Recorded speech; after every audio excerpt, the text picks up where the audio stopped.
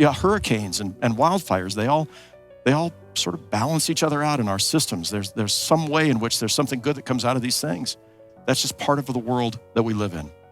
So the question isn't why did God do this, or why didn't God stop it? But I think the question is, how do we live in a world like this? How are we meant to live in a world where there's beauty and goodness, but at the same time there's sometimes tragedy and pain? Do we throw up our hands in the face of tragedy? Do we say it must be the will of God?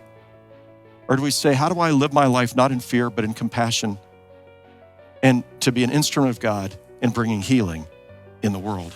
That's what Jesus taught us. That's what we see in the story of the man who was leprous. You who are doctors and nurses, and those of you who are hospitalists, those of you who work in hospital systems, I mean, you're the front line of this. I love this because what you're doing is what Jesus did. Jesus didn't run away from the sick. He ran towards them. If you're a doctor, you're a nurse, you're a medical practitioner in any way, you work in a hospital, cleaning the rooms or taking the food to people.